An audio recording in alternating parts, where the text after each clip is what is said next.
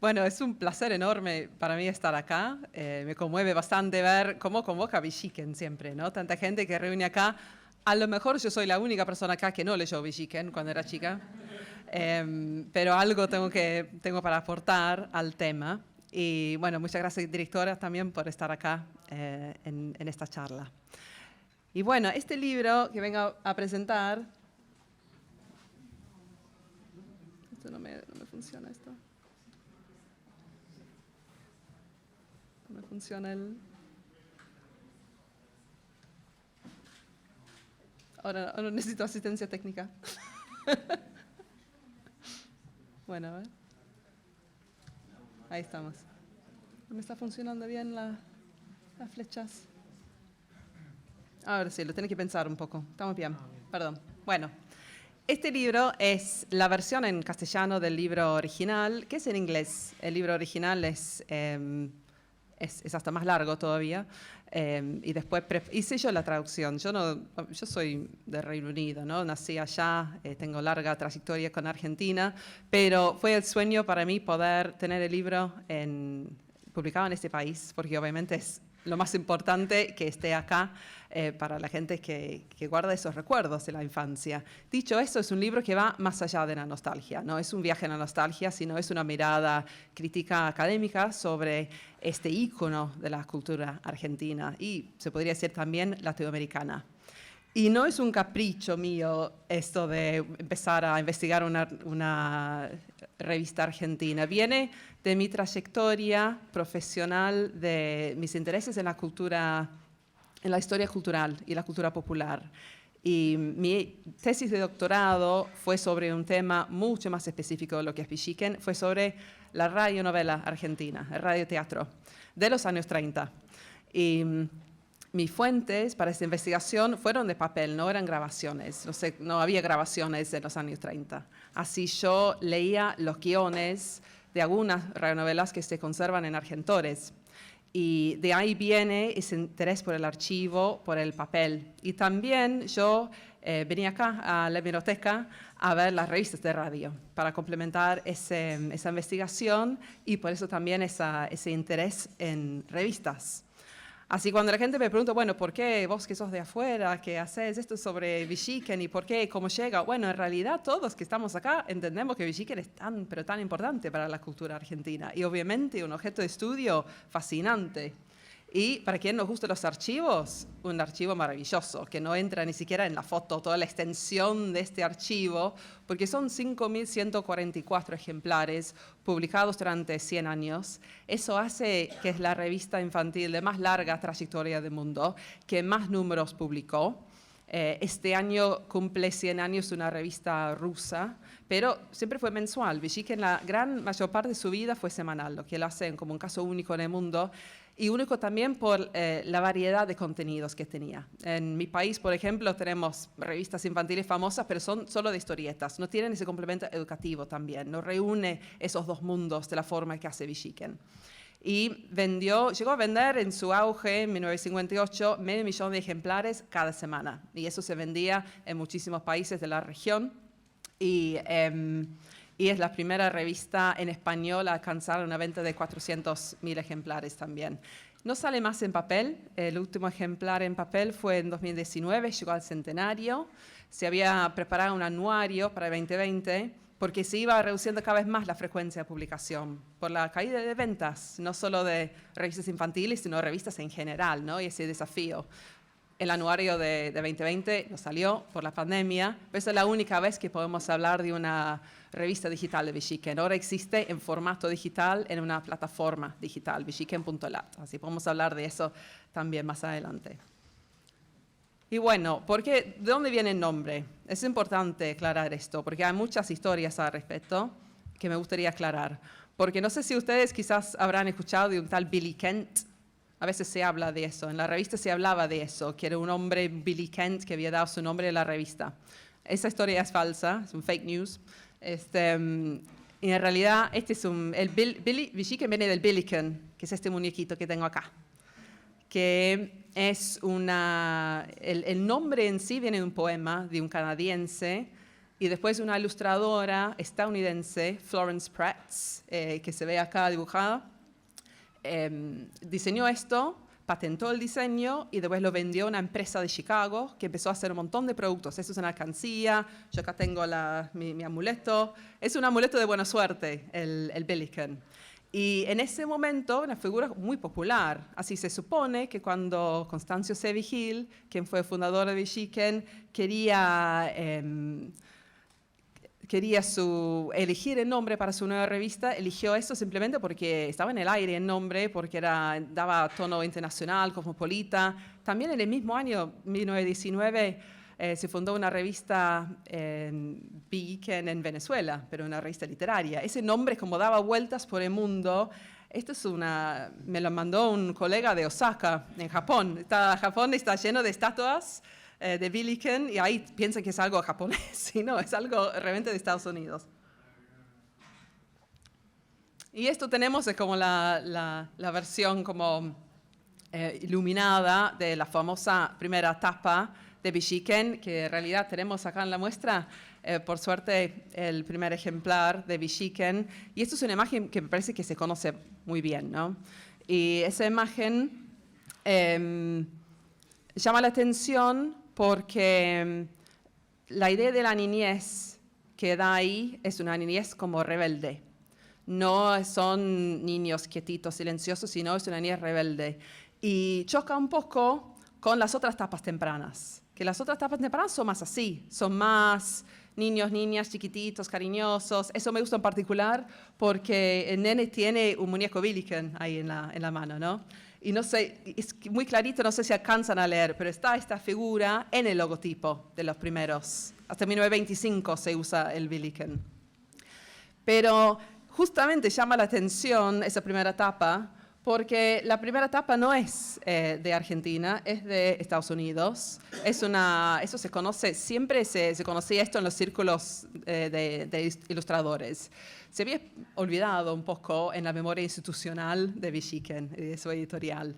Pero este niño que se volvió como más acriollado para la tapa de Villiquen, con el cambio de pelo, también con el cambio del deporte. ¿Ven que sacaron el protector facial?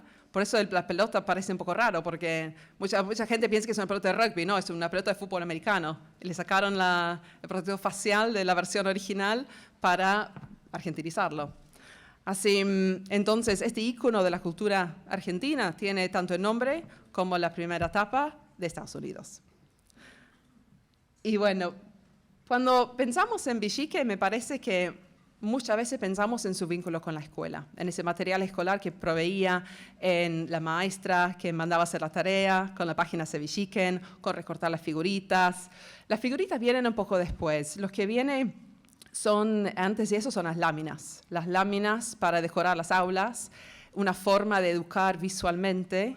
Y fue una iniciativa temprana en Villiquen de incluir las láminas como parte del precio de tapa, porque las láminas existían, era un recurso conocido, no es que Villiquen las haya inventado para nada, pero eran costosas. Y así Villiquen daba estas láminas. Esas fotos son de una exposición en Bahía Blanca en 1938 que une muchas de las láminas que tenía Villiquen y también esas maquetas para armar, ¿no? Armar el cabildo justamente y para tener la revista como objeto de juego. Pero si bien pensamos en la educación, en la cultura gráfica, cuando hablamos de Villiquen, en sus inicios era una revista más bien literaria. La revista a sus inicios se ve más así, digamos, con muy pocas ilustraciones, muchísimo texto denso, bastante difícil de leer, y lleno de cuentos cortos y cuentos por entregas. Y lo pasé muy bien durante menos como 2 años rastreando el origen de todos esos cuentos, porque a veces hay un nombre de autor. Antes de la Segunda Guerra Mundial hay nombres de autores. Y por ejemplo, que se ve como la ilustración, es un cowboy. Yo soy de afuera y no sabía nada cuando empecé este proyecto. Yo supuse que al ser esto de la cultura popular argentina, que yo iba a encontrar cuentos sobre gauchos. en Villiquen, ¿no? Que es lo que yo había encontrado en las radionovelas que había estudiado, como chispas de tradición. No hay gauchos en la parte de literatura o historietas en Villiquen, hay cowboys, como hay todos esos cuentos de aventuras que vienen de otras partes.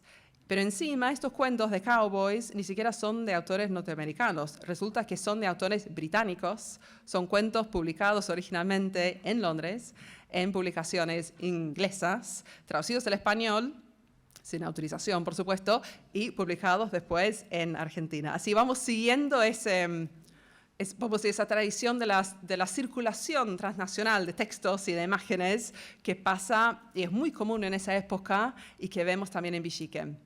Les quería mostrar esto también porque acá hay como una viñeta.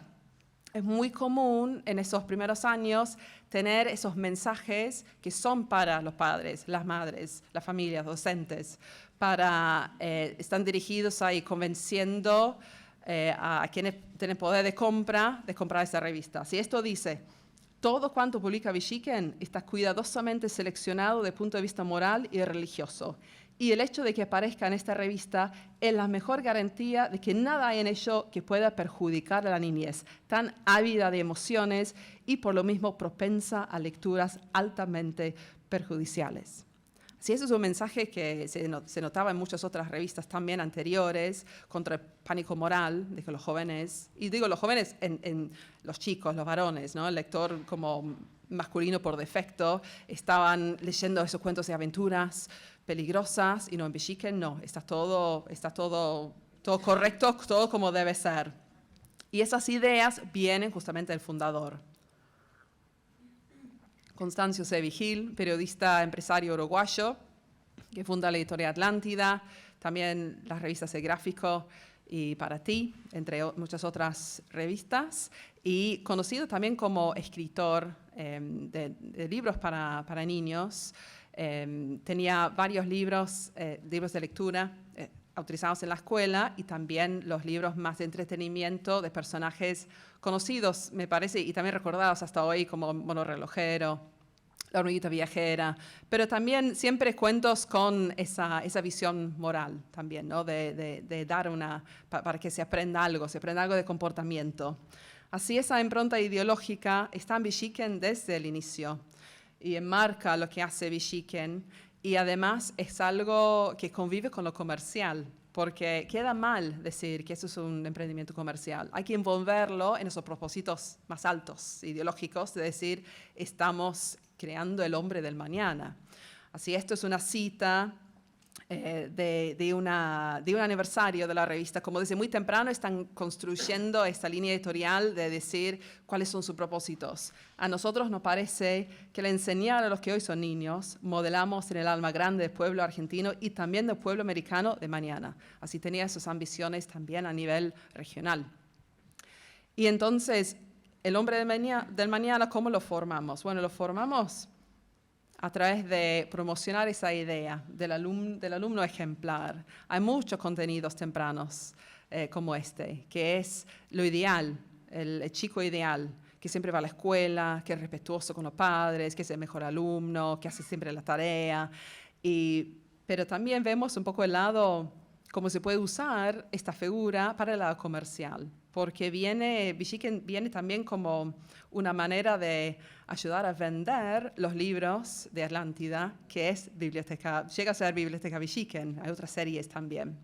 Así, ese vínculo también, esa idea de está lleno de publicidades y de viñetas hablando de la importancia de la buena lectura para formar buenos ciudadanos.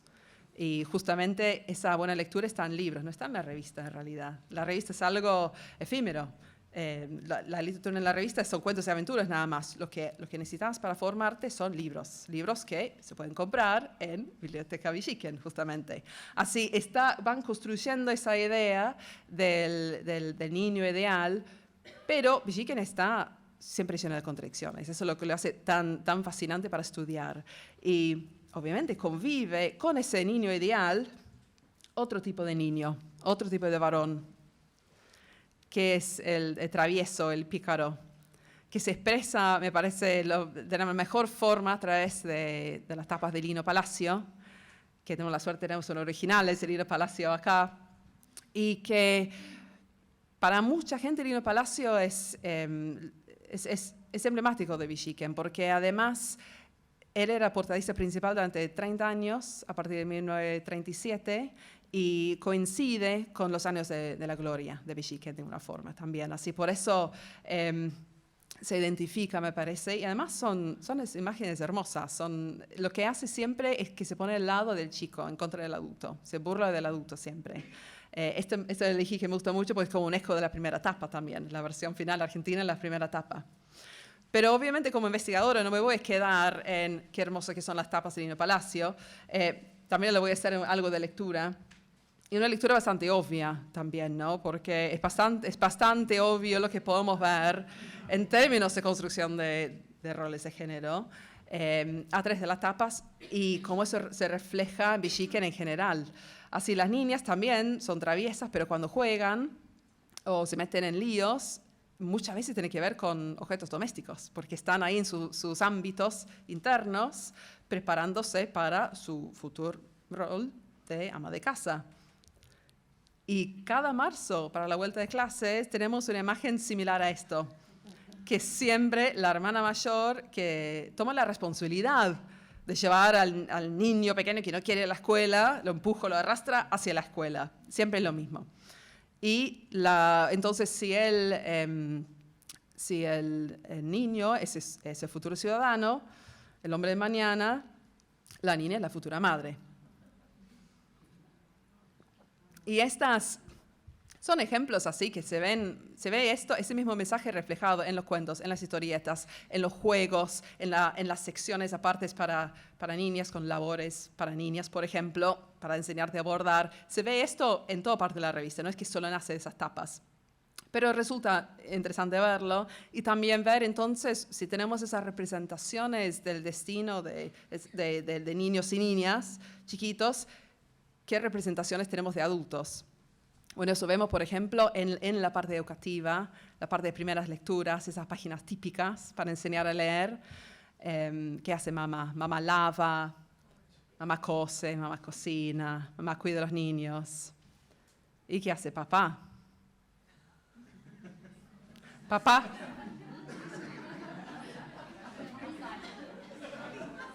Papá sale. Papá sale, papá pasa la vida afuera, sale de la casa, está afuera, cuando hace trabajos en la casa, pinta afuera. Así. Papá camina, claro. Pero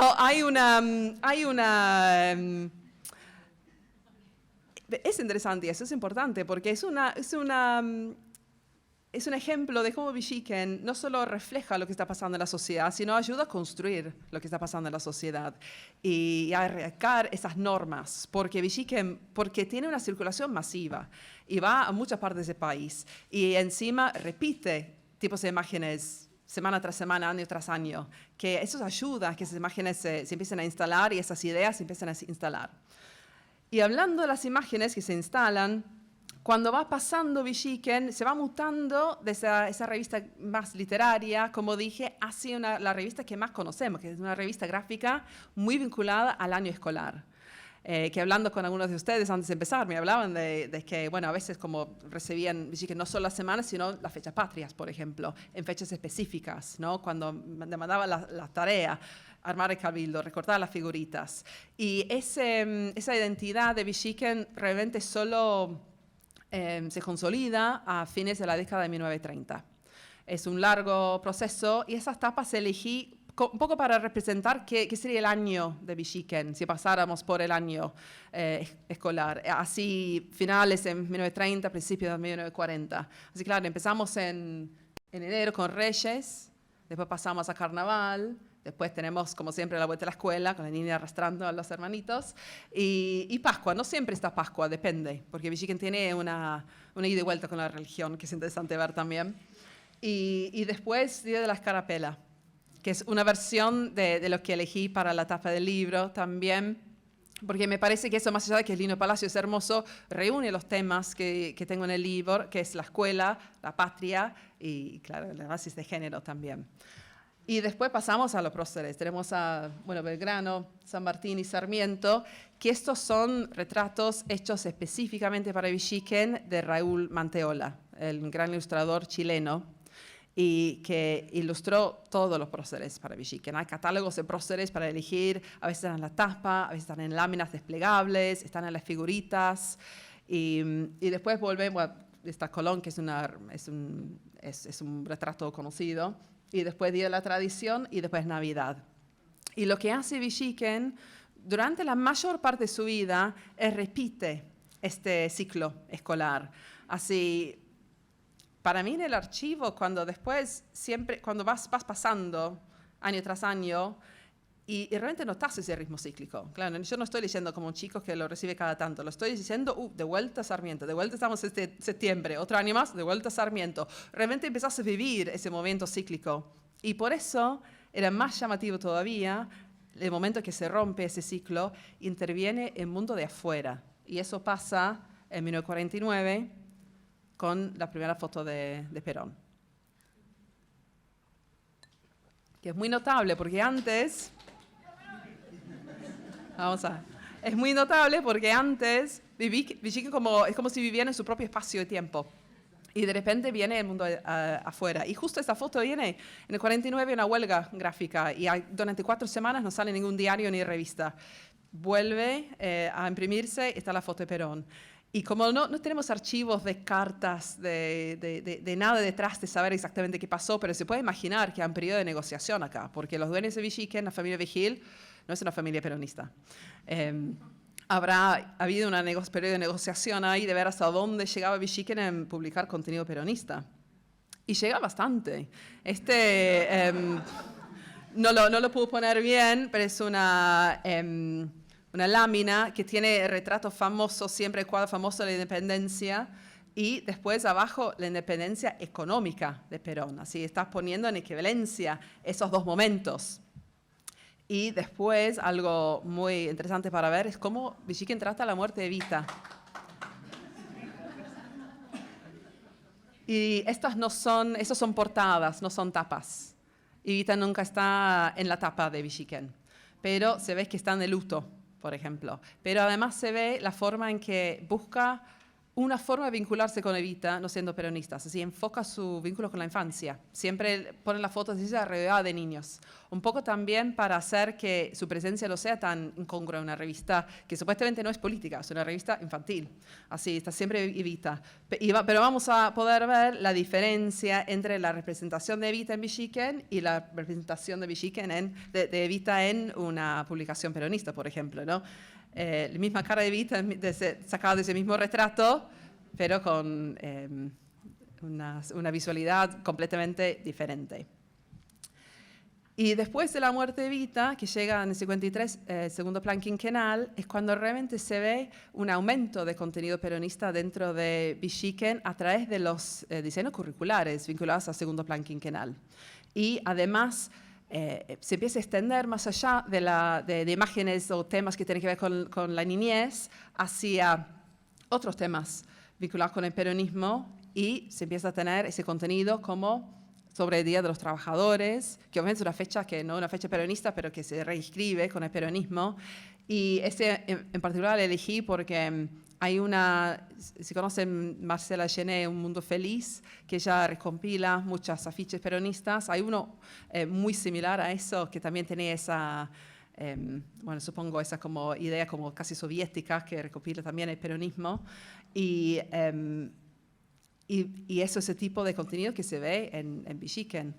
Elegí Derechos de la Ancianidad también para ilustrar que Villiquen también está hablando más allá de los niños en este momento, pero también porque ese es de Idelva D'Apuesto, que es una historietista argentina, mujer pionera, que también encontramos en Villiquen, porque muchísimas personas pasaron por Villiquen. Eso es lo que es desde la literatura hasta la ilustración. El diseño es increíble, realmente la cantidad de personas que encontramos dentro de este archivo. Y esto es para mostrarles la continuidad. Cuando la gente piensa, bueno, ¿por qué Villiquen sobrevivió tantos años, no? Bueno, una de las razones es porque siempre estuvo con los gobiernos de turno, de una forma. Así hay continuidad total, esas dos imágenes durante el peronismo y después del peronismo, Día del Trabajador, bastante similar en términos de las profesiones elegidas para representar, no sé quién es el ilustrador, pero parece bastante similar, si no es el mismo ilustrador. Y lo que cambia, más allá de esas dos figuras, es el texto. Por un lado tenemos los derechos del trabajador peronistas y después tenemos Plegarias por los buenos trabajadores, que es un texto de Constancio C. Vigil. Así volvemos al fundador después, al padre de Villiquen, volvemos a ese espacio como seguro después del peronismo y él también como representa continuidad. Es el 58, él ya se murió en ese momento, pero sigue esa voz, sigue esa presencia del fundador en Villiquen. Esto para ilustrar que no solo, me parece importante destacar que no solo está el peronismo dentro de Villiquen, sino Villiquen y la cultura gráfica en las revistas está en el peronismo también y está presente en los contenidos y el mundo gráfico peronista. Esas dos imágenes tenemos sobre la derecha, yo hubiera podido elegir cualquier ejemplo de material escolar en Villiquen que tiene esa idea de educar de una forma un poco más entretenida, con mucho material gráfico y muchas imágenes, y después se ve que está igual el diseño, la forma de representar la información. Sobre la izquierda, Estatuto del Peón Rural. Eso es una página de La Nación Argentina, Justa, Libre, Soberana, que ese gran tomo peronista de 800 páginas enorme que enseña de una manera ilustrada el pasado, presente y futuro del peronismo. Y que hay mucho en común con la forma en que los ilustradores encaran eso de los ilustradores en las revistas. Se ve muchísima esa influencia. Y quizás el ejemplo más obvio de esa influencia de la cultura gráfica popular en las revistas en el peronismo es este, que Raúl Manteola, el chileno que mencioné antes, que ilustró los próceres para Villiquen, también era el portadista principal de Para Ti durante muchos años. Y acá ese es su afiche de Evita, que la retrata de una forma como si fuera como una dama de la etapa de Para Ti.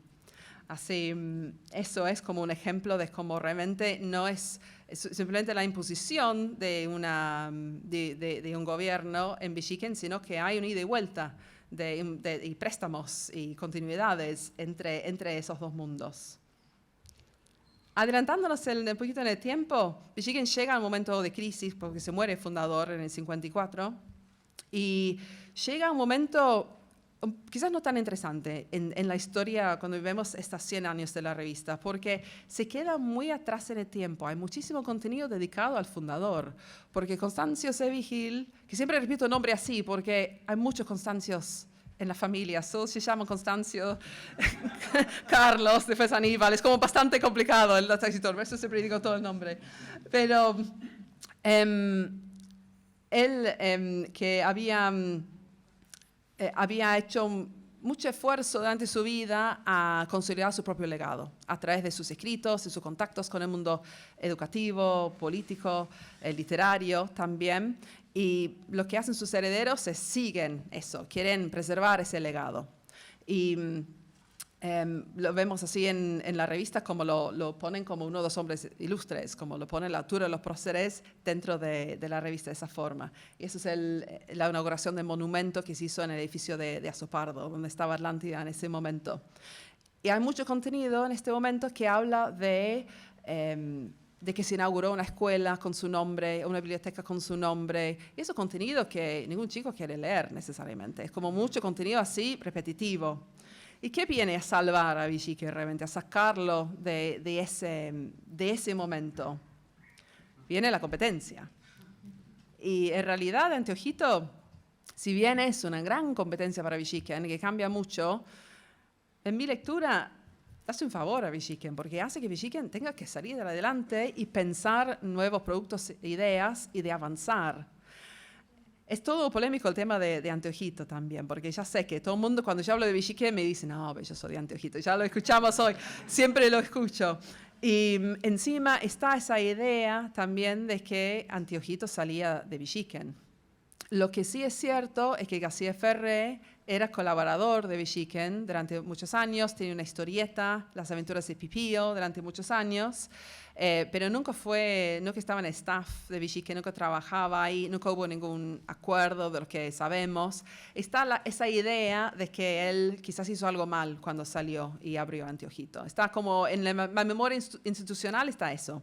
Sin embargo, lo que encontramos en el archivo es otra historia, porque encontramos en el archivo de Villiquen una página publicitaria para publicitar el programa de televisión de Antiojito y Antifaz, que ya hace un año que estaba en la tele, desde el 63. Así en el 64, justo antes de que aparezca la revista Antiojito, Villiquen está haciendo publicidad para el programa de televisión. Esta página aparece 10 veces. En esta en particular, no la van a poder ver, pero hay al fondo en la esquina una nena que es una canillita, que es una foto de ella que va al programa con la revista Villiquen.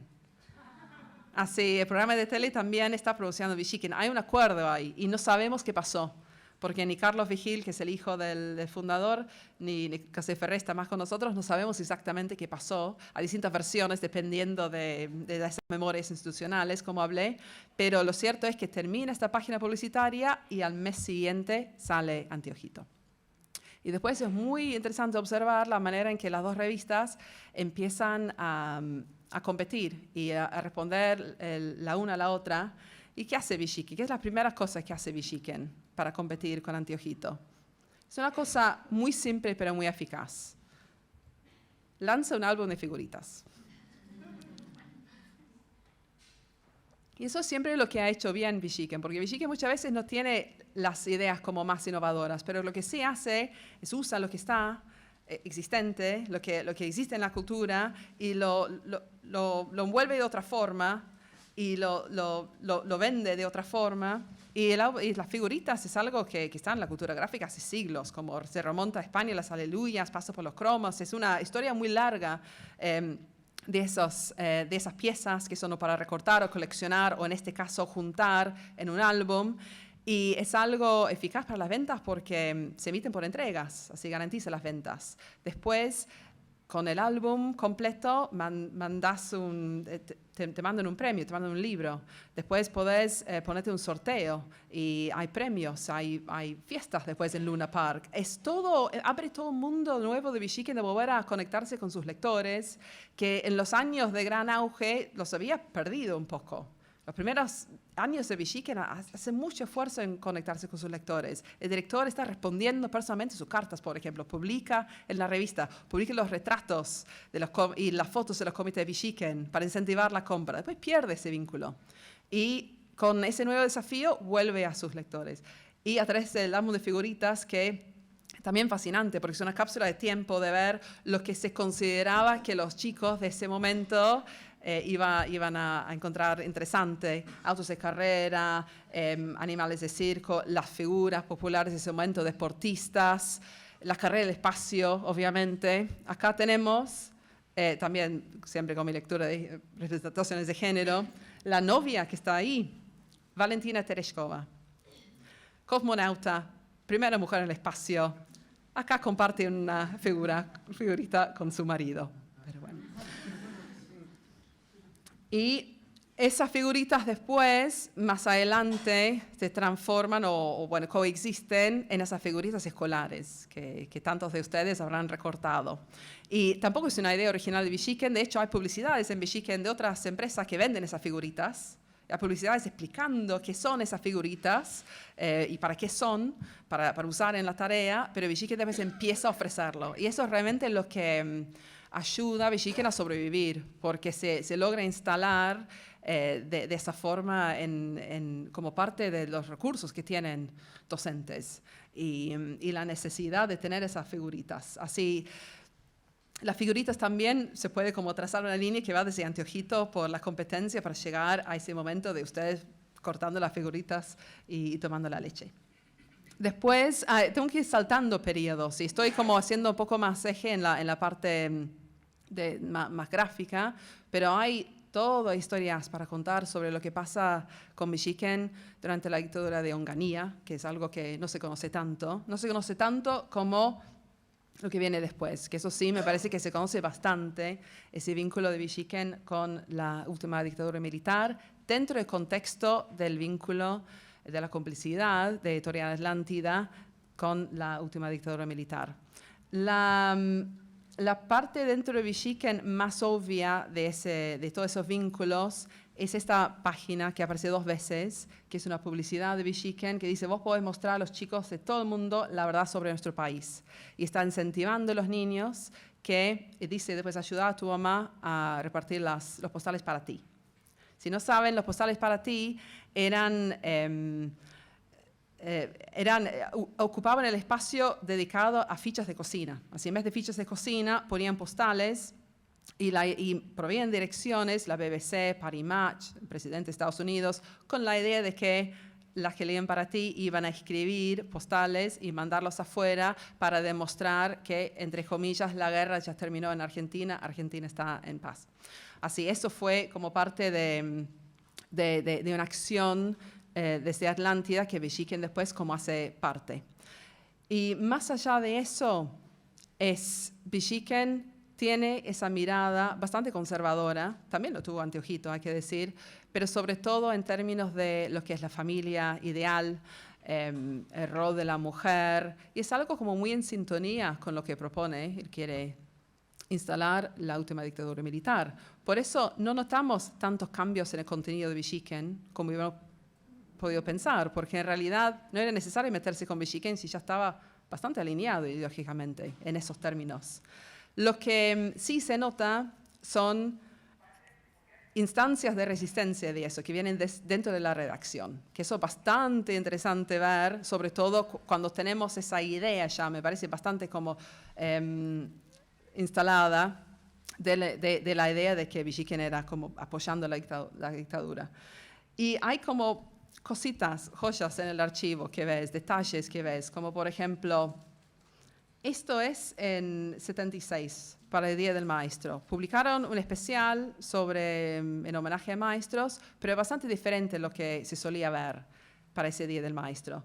Esto, se puede leer el texto, es bastante, se podría leer, parece como bastante inofensivo, pero muestra a la maestra como alguien que está como combinando orden y caos en el mismo momento, ¿no? Que está, por un lado, preparada para todo, pero después perdió todo y no sabe dónde están las cosas, porque está intentando hacer demasiadas cosas al mismo momento. Y eso convivía con otra nota que era como estereotipos de maestros, ¿no? El maestro suplente, perezoso, por ejemplo, ¿no? Así, convivía así. Y eso era bastante notable porque era tan diferente de las representaciones, sobre todo las maestras, que habíamos visto siempre en Villiquen, que hay como una larga trayectoria. Un ejemplo es el de Carlos Lugo, de los años 30, después Norma B. de Adam, de los años 60, que la maestra como la señorita, la madre en la escuela, cariñosa. Y después tenemos esta otra representación de otro tipo de maestra. Bueno, ¿qué pasó? Las maestras se enojaron. Y hubo muchas quejas. Muchas quejas, muchas cartas recibidas, tanto que Villiquen después publica una doble página en carta abierta a los maestros argentinos, que voy a leer si no lo alcanzan a leer allá. A veces se suelen cometer errores de ese tipo cuando, ubicados en esta sala de redacción y tratando de llegar a nuestros lectores con ternura y buen humor, nos olvidamos de que fuera de nuestro ámbito existe un mundo sacrificado y difícil, sobre todo hoy, al que defender y apoyar.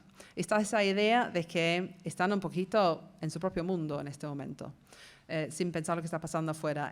Hay otras cosas para contar sobre lo que pasa en la literatura infantil en este momento. Por ejemplo, autoras como Laura Devetage, que tiene sus libros prohibidos por la dictadura, están dentro de la redacción de Villiquen. Y ella habla en entrevistas que Villiquen era como una isla dentro de la editorial. Que es notable ver esas instancias. Hay también una nota de Ernesto Sábato en un suplemento en el 79 que analizo en el libro, que es muy notable cómo permitieron esa nota en ese momento del enfoque sobre la historia que da justo en ese momento.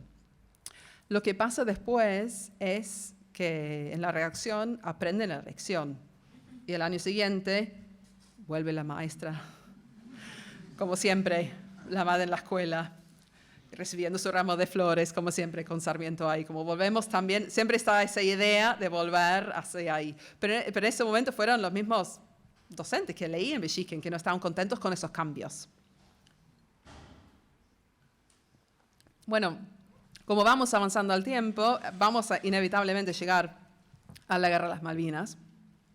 Y Belgique encara esto principalmente desde la escuela, como proveer material escolar para intentar ayudar a sus lectores a entender lo que está pasando.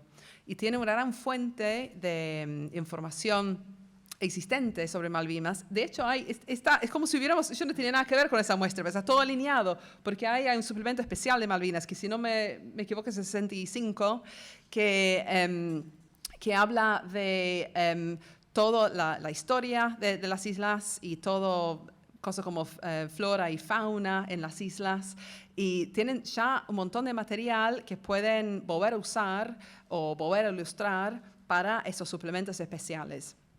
Una cosa que tienen también, que los saca del registro escolar, es una serie de historietas de Roberto Regalado, un gran historietista muy conocido en Belgique, que había colaborado con un montón de personas como Westerheld y muchas personas, como una persona cuyo estilo está reconocido en la revista, y ilustra una serie de historietas sobre conflicto, los grandes momentos de conflicto, casi en el momento que están pasando.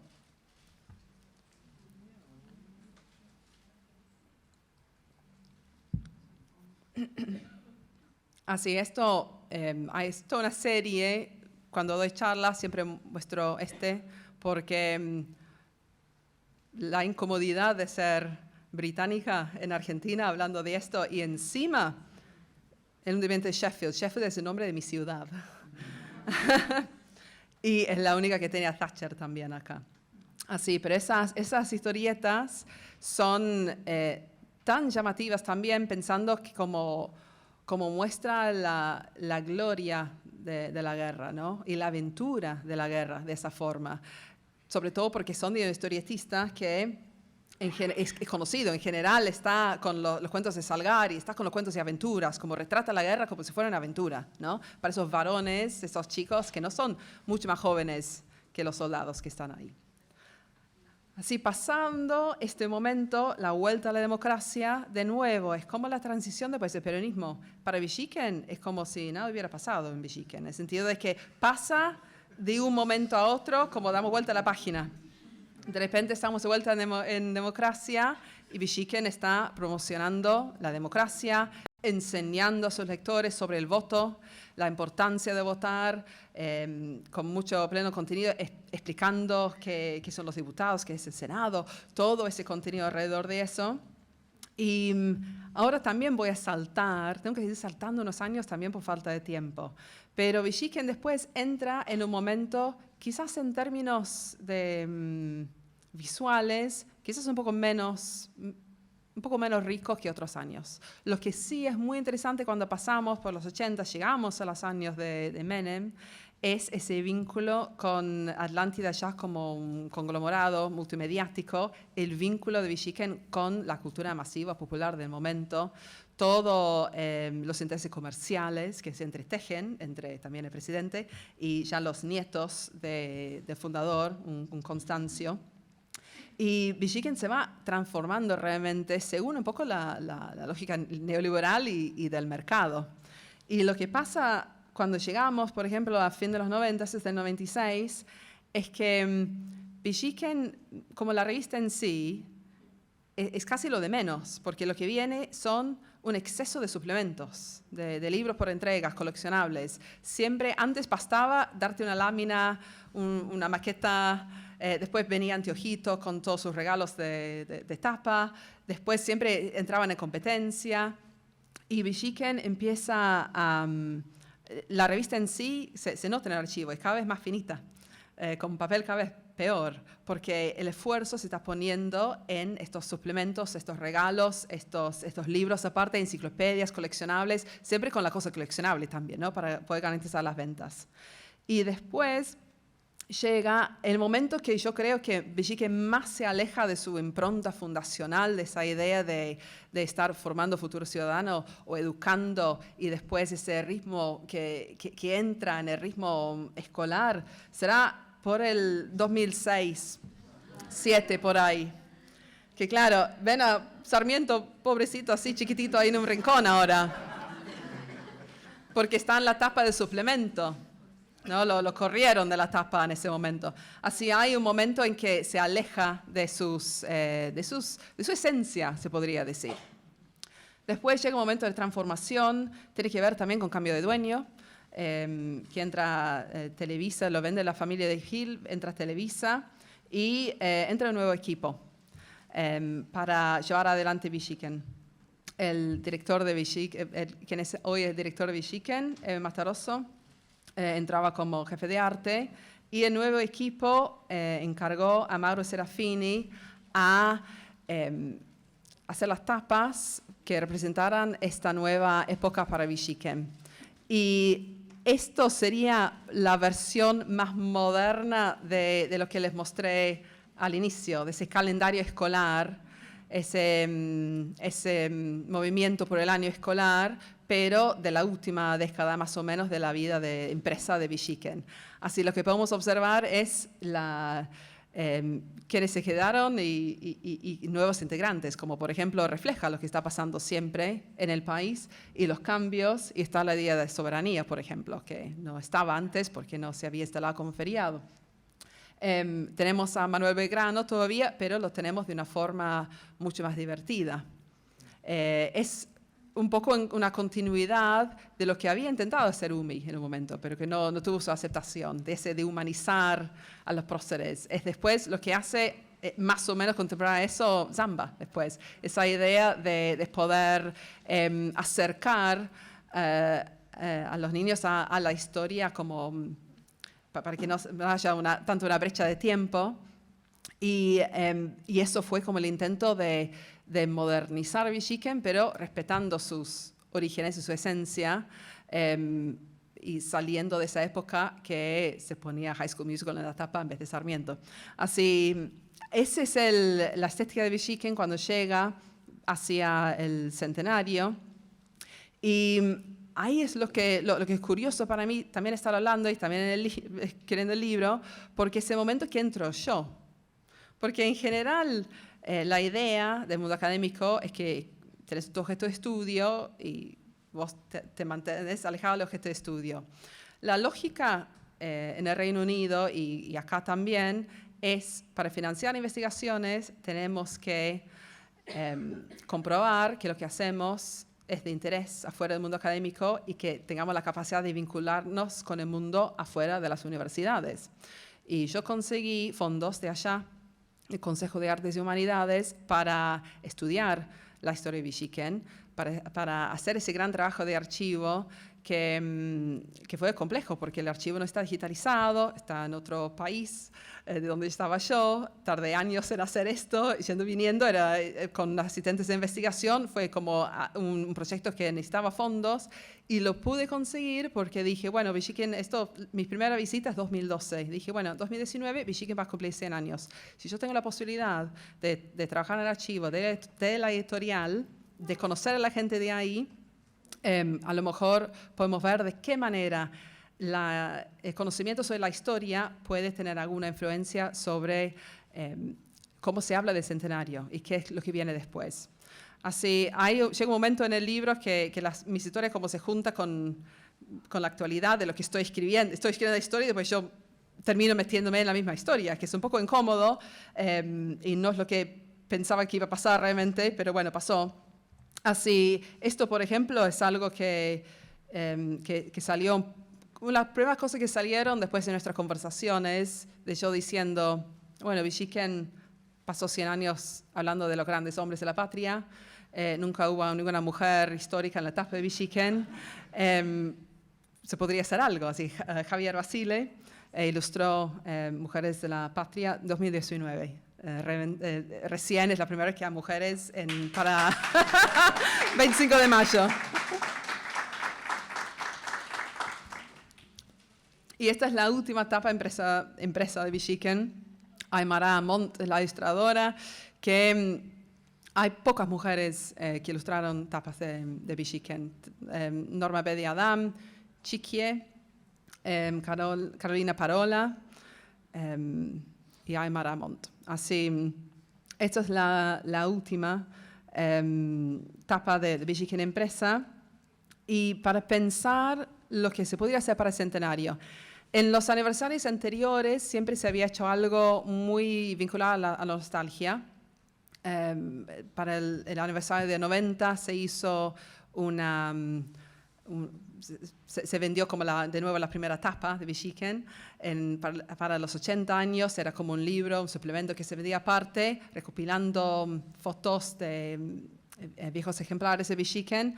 Pero como yo siempre seguía insistiendo en eso, de que, bueno, se tenía esa deuda con las mujeres, lo que hicimos en vez era un libro ilustrado infantil, 100 grandes mujeres latinoamericanas, que son 100 mujeres simplemente porque son los 100 años de Villiquen. Y la idea era que por más si fueras todavía un producto en papel, era mirar hacia adelante, que es lo que Villiquen iba a ser en ese momento de transición, de que se sabía que iba a tener que pasar más allá de papel, pero no se trataba nada más de ir a nuevas plataformas, sino también de empezar a adoptar nuevas narrativas más inclusivas. Así eso fue un gran trabajo de trabajar con ilustradores, en su gran mayoría ilustradoras, tanto de acá como de Reino Unido, de trabajar con colegas, de recompilar esas historias, de escribir este libro.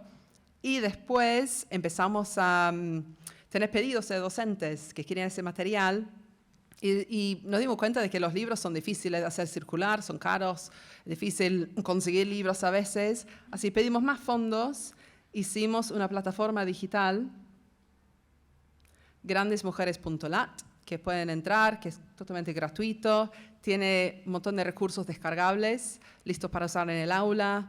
Se está usando en distintas aulas en distintas partes de la región latinoamericana. También hicimos una serie de dibujos animados y fue como el primer que ganamos unos premios y fue el primer intento de Villiquen también en ese mundo audiovisual, lo que hicimos, pero lo hicimos desde ese enfoque.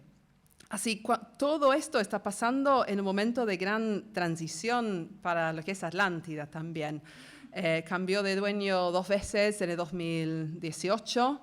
Estas fotos son de Azopardo, del edificio que ocupaba desde 1925, que hay en la entrada de este monumento a Constancio Vigil. Y esta es Atlántida hoy, Grupo Atlántida ya, en Colegiales. Como una empresa completamente diferente, una empresa de medios, no más la empresa de papel. Así todo eso, esa transición tiene contexto de la transición de toda la empresa. Y eso es lo que es Villiquen hoy. Es una plataforma digital, villiquen.lat, con contenidos, con experiencias, con recursos para docentes y realmente más enfocado, yo diría, a las llegadas directas con adultos, más que niños. Por ese gran desafío que tienen esas marcas de cómo llegar a las infancias de hoy, con las nuevas tecnologías, con las nuevas formas de consumir contenido.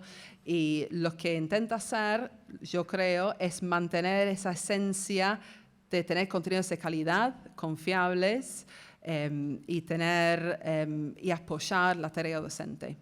Así, eso es, pero es siempre como una transición y una búsqueda que sigue.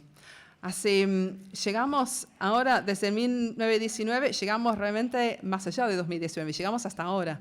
Así que acá termino mi presentación. Estoy muy contenta de contestar cualquier pregunta y los quiero agradecer mucho haberme escuchado.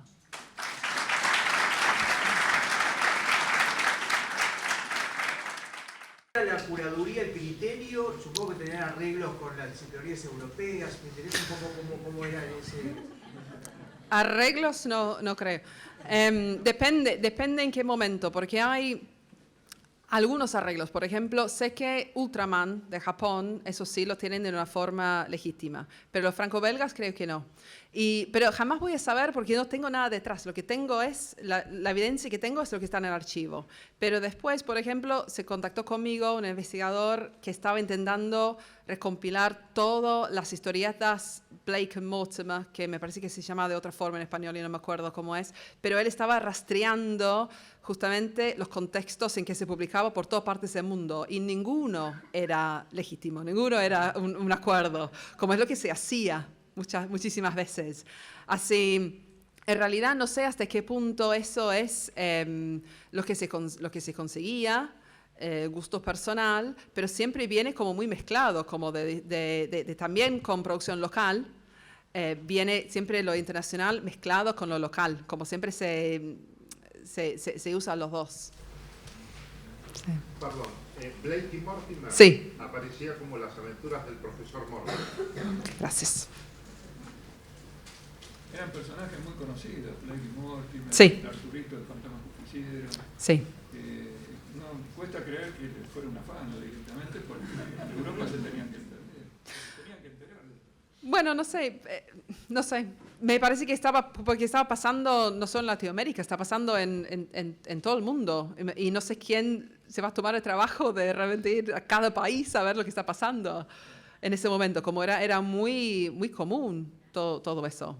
Antes de Internet era muy común. Y además seguía una gran tradición de hacer eso. Siempre se había hecho. Digamos, simplemente se seguía.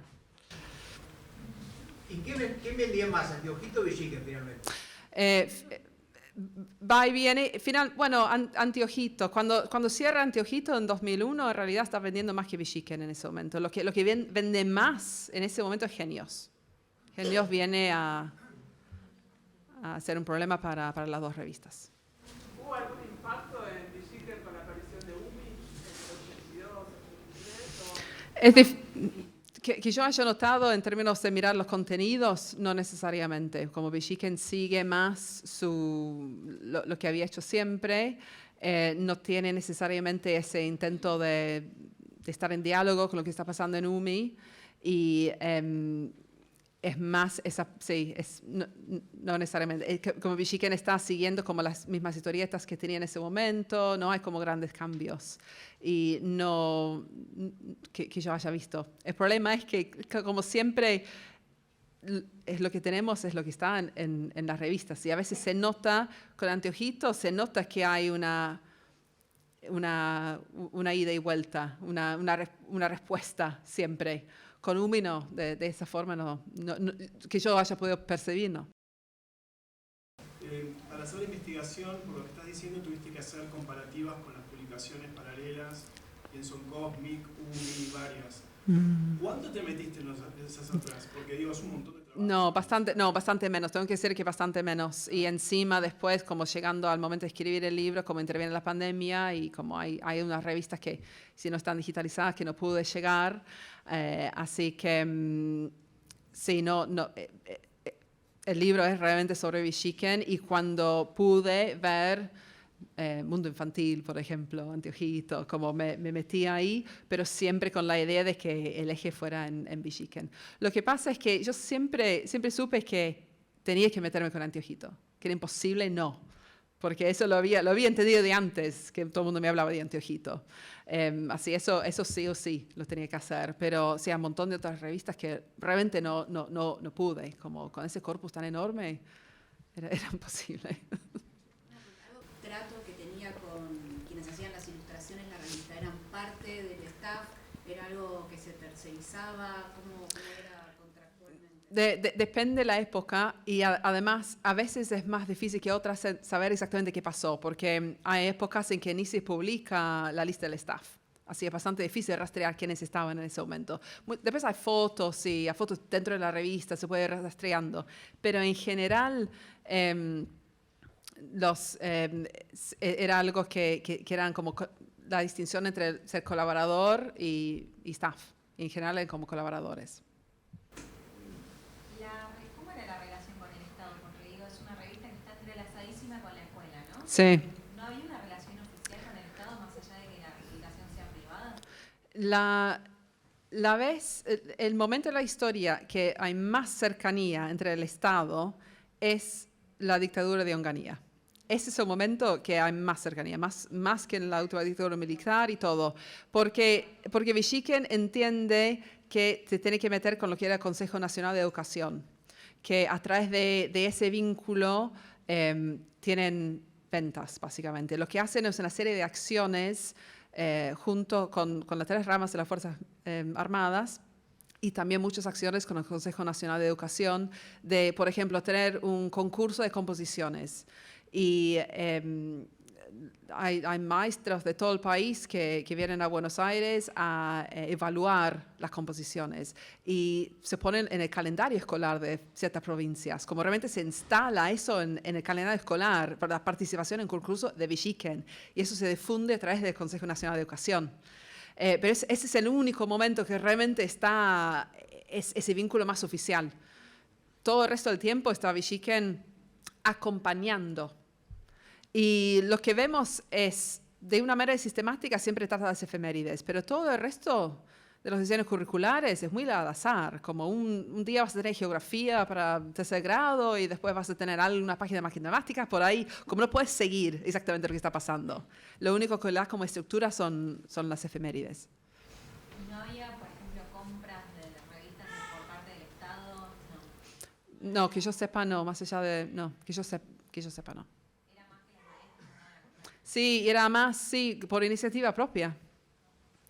Y después lo que hace Anteojito es que sigue esa parte escolar también. Y después empieza a ofrecer contenidos muy similares, porque ese momento es la manera de vender. Y después hace Genios lo mismo. Más que preguntarte, yo quiero agradecerte. Para mí, digamos, Villiquen es un abracito a mi infancia, a mi corazón. Yo lo uso un montón, como te conté antes, mis padres me lo compraban siempre, junto con Anteojito también, una época brillante de la educación, donde realmente fue mi compañero, mi compañía. Yo ahí aprendí un montón de cosas, aprendí a cocinar con mi mamá, aprendí a limpiar, a hacerme la cama, la historia, la política y todo. Eso fue en mi infancia. Hoy, que yo soy adulta y que soy jefa de un servicio de oncología y que tengo una biblioteca para mis pacientes mientras hacen tratamiento puedan leer, hace poquito tuve una experiencia que me dejó un poco como de vuelta, me trajo de vuelta así rápidamente a esta nenita que fui con Villiquen. Un paciente mío que estaba muy mal cuando hubo que operarlo y explicarle lo que le íbamos a hacer, me dijo, por favor, explíqueme como la revista Villiquen. Hágame los dibujitos como la revista Villiquen. Sí. Los hijos le dicen, papá, ni sabe de lo que le estás hablando. Sí sé, le digo, no parezco, pero tengo mi edad. Le hice los dibujitos como la revista Villiquen y el paciente, cada vez que venía alguien a visitarlo, le mostraba los dibujitos de la revista Villiquen. Cuando el paciente fallece, los hijos regalan un cajón enorme de revistas Villiquen y Anteojito a la biblioteca circulante para otros pacientes. Digo, ¿cómo de alguna manera, no? Sí. En 2 minutos se me unieron, Sí, yo me llamo Gabriela, mis 2 Gabrielas.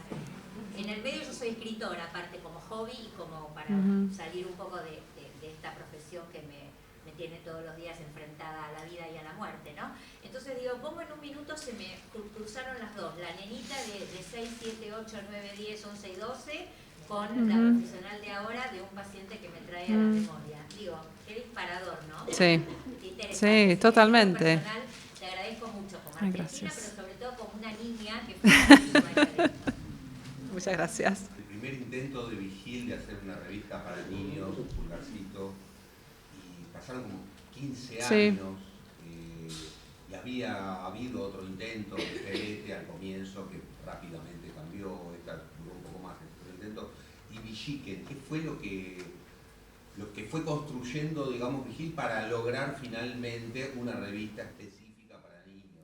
Sí, bueno, en el medio se sale un poco porque funda Mundo Argentino, primero, antes de Editorial Atlántida.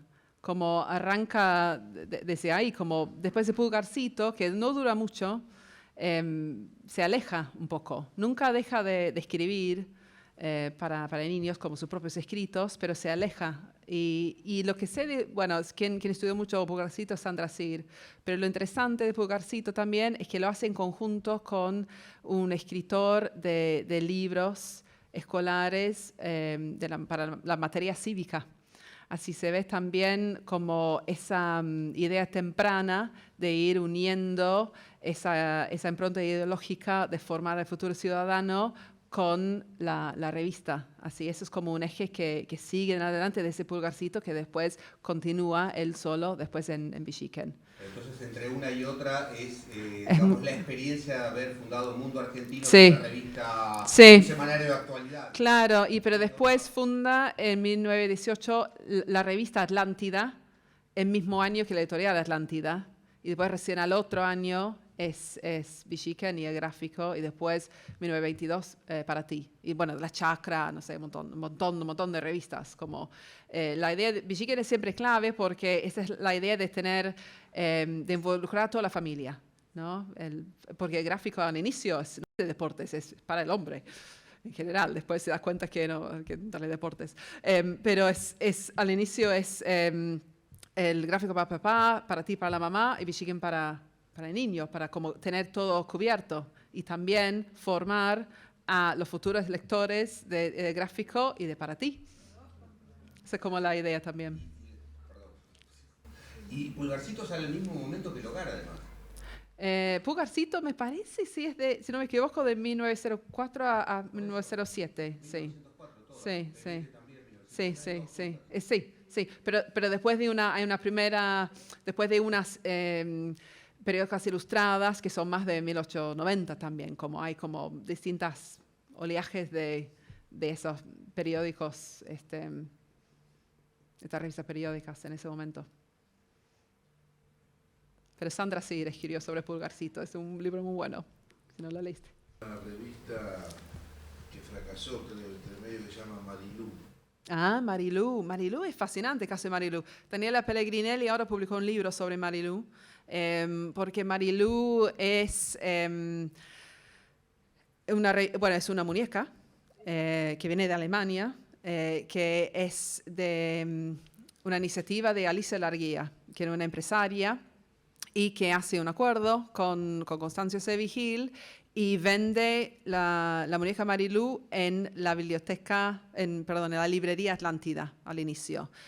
Hay una página de Villiquen durante ciertos años, el trousseau de Marilú, y después Marilú, en un momento, tiene su propia revista también.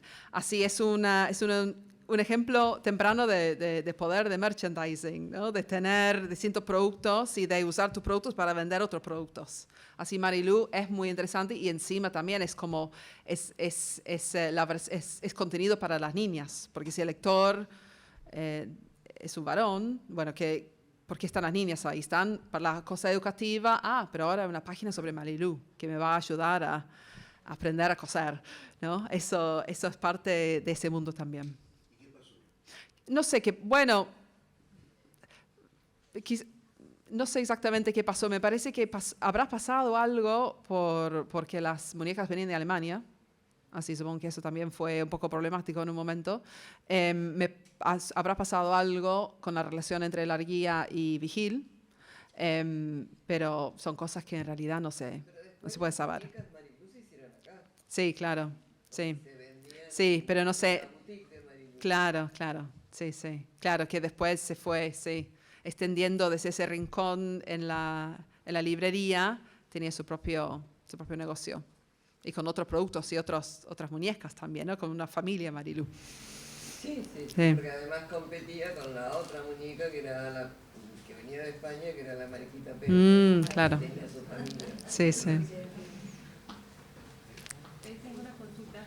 ¿Usted investigó las relaciones y la influencia que pudo haber tenido Villiquen en la gráfica de otros países de América? Porque yo soy de Colombia y ahí, cuando yo era pequeña, tipo años 80, existían las revistas El Tiempo y El Espectador, que son los principales diarios, tenían los monos y las aventuras, pero publicaban más que todo historietas. Y también hay como un clásico en Colombia que es el álbum de cromos de Chocolatinas Jet, que salían cromos y eran muy parecidos a la Villiquen, que estaban divididos que geología, geografía, y digamos que Colombia en general no tiene una historia así como de la gráfica como la Argentina, que es mucho más rica. Entonces yo me pregunto si esa Villiquen, porque yo la Villiquen no la conozco, a pesar de que ahí dice que usted encontró que lo exportaban a otros países. Yo conozco Sí. Los Monos y El Espectador. Sí. Los Monos y la revista del Tiempo. Entonces,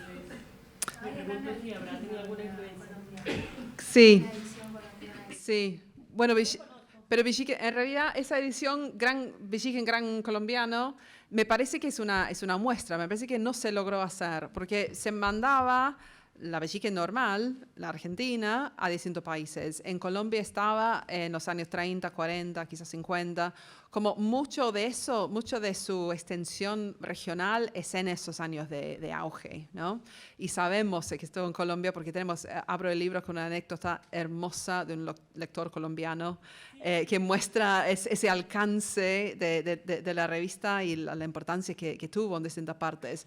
Pero sabemos que llegó a muchas partes y de hecho, cuando hicimos el libro de Grandes Mujeres Latinoamericanas, que dividimos el libro entre mujeres históricas y contemporáneas, y muchas de las contemporáneas las contactamos, explicamos el proyecto, y muchísimas de distintas partes habían sido lectores de Villiquen. Tenemos a Elizabeth Odio Benito, que es la jueza de la Corte Interamericana de Derechos Humanos, que es de Costa Rica, que leía Villiquen. Ella nos mandó una carta diciendo, yo aprendí a leer con Villiquen, por ejemplo. Como ese alcance que tenía era increíble. Y después tengo una de mis anécdotas favoritas, es de mi colega en Sheffield, Regina Solís, que es de Guatemala, y su padre recibía Villiquen en Guatemala en los años 70. Y eso, nunca tengo un ejemplar de Villiquen con el precio de tapa en Guatemala, como no se sabe hasta dónde llega y cómo llega. Pero esa anécdota me encanta porque él decía que les encantaba recibir Villiquen, pero siempre se enojaban porque en la aduana les quitaban los regalos que venían con la revista y solo recibían la revista. Pero hay un montón de esas historias de sí que se seguía circulando, pero por mecanismos que en realidad son imposibles de rastrear. ¿Cómo llegaste a Villiquen? ¿Por qué Villiquen? Porque quería estudiar revistas, porque siempre me interesaba la cultura popular, porque, no sé, en realidad no sé, es una de esas cosas, porque Villiquen está en el aire, ¿no? Eso es lo que uno entiende, que Villiquen... Perdón, ¿vos vivís en Argentina? No, yo vivo allá, soy de allá. ¿Y en el aire cómo llega? Bueno, yo hace muchos años que voy y vengo. Yo llegué acá, la primera vez que vine acá fue en el 99, que fui a dar clases de inglés en Mendoza. ¿Por qué vine a Argentina por primera vez? Vine a Argentina porque cuando yo tenía 9 años, en mi ciudad natal de Sheffield, mis padres me llevaron al teatro a ver el musical Evita. Que hay reacciones diferentes a esa anécdota, dependiendo, pero bueno, entiendo perfectamente bien que eligieron 2 ingleses que no tienen nada que ver con Argentina, pero yo con mis 9 años, yo me acuerdo de haber pensado, algún día voy a ir a la Argentina. Y después... sí, pues la verdad, a mí me encantan los musicales y puedes pensar lo que quieras de Evita, pero Evita es un muy buen musical. Como musical yo lo defiendo siempre, pero como musical...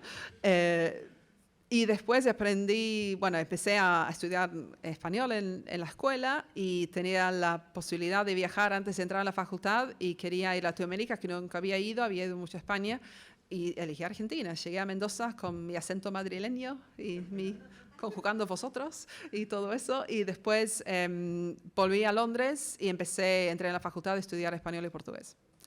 Después conocí a mi marido, quien es argentino. Así eso facilitó el ir y venir.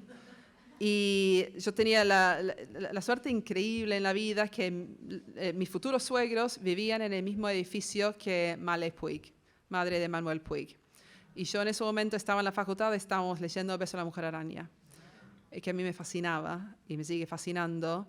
Y pude conocer a Malé. Y yo tenía 20 años, ella tenía 97. Murió con 96, murió con 99, pero nos hicimos amigas y yo miraba películas con ella, miramos la colección de Puig, de sus películas, nos escribíamos cartas. Era una amistad hermosa, y yo de paso leía todas las novelas de Puig. Y cuando llegué a Boquitas Pintadas, me fascinaba la idea de la radionovela. Y por eso terminé haciendo la tesis de doctorado sobre la radionovela, porque quería entender qué eran las radionovelas reales que habían inspirado a Puig. Y de ahí la radionovela, los guiones, el papel, las revistas de radio, las revistas, el archivo, no sé, leer Los venenos de Cortázar, decir qué es Villiquen, no sé, pasar por un kiosco, ver qué es Villiquen y pensar, bueno, Villiquen. Así como es un recorrido un poco raro, la parte de la historia que es un poco más rara es por qué Villiquen es otra revista. Pero bueno, cuando lo pensás, es un archivo enorme, increíble, que obviamente si te gusta esa cosa te va a querer meterte con eso. ¿Y de chica era lectora de revistas en Inglaterra como Villiquen? No, porque no hay revistas historietas. The Beano es uno como muy conocido, con personajes que para mi época habrá sido un poco, quizás poco pasado de moda para mi época, pero no, yo no, en realidad no leía mucho revistas. Te iba a preguntar si había revistas, no solo en Inglaterra, sino en otros países europeos, semejantes de ese tipo de revistas. Hay un montón y todos como... hay siempre un montón de préstamos. Está como Pif Caché en Francia, ¿no? Que es un ejemplo que se habla mucho, que Pif Caché, Caché como gadget, viste que cada vez me di cuenta, me contaron que los regalos de tapa se llaman gadgets y que viene de Pif Caché, de esa revista, por ejemplo. Así, claro, pero hay como un montón de influencias de revistas de distintas partes del mundo y no me metí a estudiar todas las revistas de toda parte del mundo para poder decir si Villiquen es tan única, pero en general son o educativas o de entretenimiento. Entre esa mezcla... O sea, Villiquen era una revista que la leía por las historietas y todo lo que venía en el medio no me interesaba. Pero para la escuela te pedían el cabildo, que recortabas el cabildo de Villiquen para armar y todo eso. Sí. La lámina del cabildo. No, pero siempre ha sido un esfuerzo para ir a los intereses de los niños y conseguir historietas interesantes, digamos, y trabajar con dibujantes importantes. Y no era solo, bueno, lo llenamos con entretenimiento y vendemos la cosa escolar. Las cosas iban de la mano siempre, yo creo. ¿Se vio afectada las ventas de Villiquen por ese cambio de alineación? O sea, ¿eso afectó sus ventas, los cambios de alineación, digamos, políticos? Es difícil porque... No sé, disociar la verdad no sé, porque no hice como un estudio de recepción de la revista, pero no, se ve, bueno, caídas de ventas en periodos de caída económica también, por ejemplo, se ve caídas en las ventas en distintos momentos del año, no están siempre las cifras de las ventas, porque es lo que guarda el Instituto de Verificador de Circulaciones, que a veces no tienen todas las cifras todos los años. Así, y no hice un análisis a fondo realmente de esos números necesariamente. Pero se ve más afectado siempre por los competidores, más que por los factores del mercado, yo diría más que los factores políticos. Sí. Perdón, tu libro, porque lo acabo de comprar, pero leí. ¿Se devela el misterio del Villiquen? ¿Qué es el Villiquen? Perdiste al principio. Sí, el ídolo ese que se vendió. Ese es el Villiquen. No, es esto, es de esto nada más. Es simplemente eso. Hablando de las cosas que estaban en el aire, eso estaba en el aire en ese momento. Lo sacó de ahí, por ninguna razón que se pueda saber, por la misma razón que el editor en Venezuela también eligió ese mismo nombre para una revista del mismo año, por la misma razón que un club de atleticismo de la Universidad de St. Louis en Estados Unidos tiene esto como su mascota hasta hoy en día. No se sabe, era así, una de esas cosas. Sí, porque estaba, claro, porque esa producción masiva, ese tipo de productos habrán llegado acá, Vigil habrá llegado. Acá. Sí, la ilustradora le patentó el diseño. El nombre ella lo sacó de un poema de Bliss Carman, un canadiense, que es un poema como una canción y nombra, como hay varios nombres inventados de supuestamente criaturas místicas. Pero es así, digamos, no sale de nada, digamos. Hay caramelos Villiquen también, no sé si es de la misma empresa. No. Usan un logo viejo de Villiquen, no son de la misma empresa. Y encima, claro, porque Vigil siempre en sus notas editoriales hablaba de que justamente la revista Villiquen no es como un caramelo. Como si vas a gastar tu dinero, gastalo en esto que es edificante, no lo gastes un caramelo. Así hubiera estado muy decepcionado de ver que se usa su nombre, su marca y esa asociación también para la empresa Caramelos. Bueno, entonces, ¿y se viene a comprarlo? ¿Deberás el misterio? Ay.